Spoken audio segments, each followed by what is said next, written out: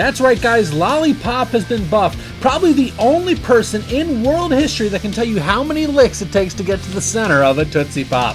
Now, with that being said, we're going to go over the changes to this character, give you 3 tips to help you play this character, and then give you our final thoughts and grade on the buff that came for this individual character. Now, here we go. The change for Lollipop goes like this. Lollipop's ability was very powerful movement-wise, but it was hard to use for unexperimented players.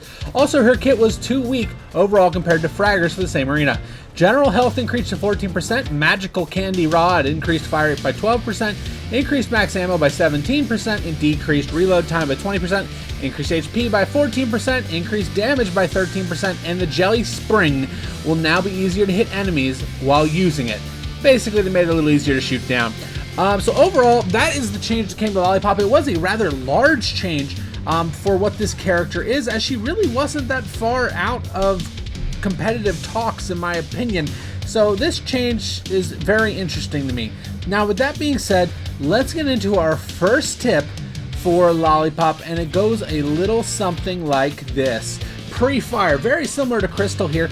Lollipop does not move much whenever she is firing, and with a 20-round clip, you're really able to maximize the amount of damage you can do by just simply pre-firing. With the limitless range that this card has whenever pre-fired, you will find this card is incredibly efficient at slaying out enemy cards and getting to advantageous positions to do so. Just use that. Trust me, double tap the right side of your screen. You will not be sorry with the Lollipop firing mechanic, as it is very, very, very solid overall. Like I said, guys, I noticed this with Crystal. It's just a big thing you can learn to do. And 63 per shot with a relatively fast fire rate at level 12 is a lot of damage, and it adds up very quickly, and she's able to slay with some of the best characters in the game. But hey, let's move into tip number 2. That tip goes a little something like this. Tip number 2, jelly pad placement. The jelly pad can not only launch you to incredibly advantageous positions, but it can also launch your enemies off the map. You saw this earlier on in the video. Whenever I threw a jelly pad in front of a Darius or a Newt who came and he got launched off the map. The jelly pad launches you whichever direction you are looking whenever you throw it, and it will always launch you that direction.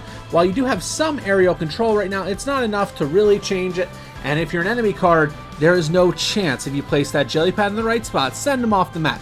You can also use this pad to get to the second floor of the towers here on the pit, and use it to get to high ground and or relocate on bridges. Now, how about we move into tip number 3?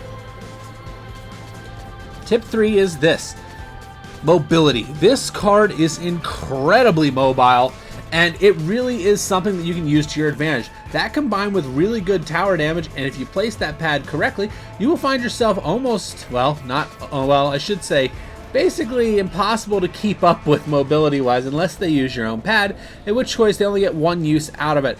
The mobility on this card has always been this card's strength, and it really has not been hindered even the slightest with this buff.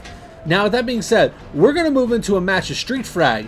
We're going to talk about what we think about the update overall, what we think about the buff, and where we would change it if it needs change, and give you the grade for the new Lollipop card. Alrighty, guys, here we go with the Street Frag match. Now, let's talk Lollipop, the brass tacks, as it were. So, Lollipop finds herself, this buff to me is a little strange. What do I mean by that? Lollipop always thrived off of her mobility. She didn't thrive necessarily off of her damage output. While her damage was still good, you had to be sneaky in the way you delivered it. I find that this buff kind of makes it so you don't have to be as sneaky. And for me, that's kind of a down point, because Lollipop was unique in this aspect. She was a glass cannon who could dish out the damage, but also needed to be able to play her life. And I feel that with the buff, they may have went just a teeny bit too far with it, as she kind of plays more like an Andromeda now, and I don't like that. I loved the fact that Lollipop was truly unique among the splash damage characters. While she is still extremely good and still has high mobility, I find that mobility is downplayed because of the way the card is now set up. The increased health was the one thing that I did really like about this, and the increased magazine size, but that is honestly all I would have done. I never struggled hitting shots from it. I didn't need a homing feature. It was just be mobile, and I feel like that's what Lollipop needs. With that being said, she has moved into a high A tier character for me right now in the game of Frag, and that is extremely powerful overall.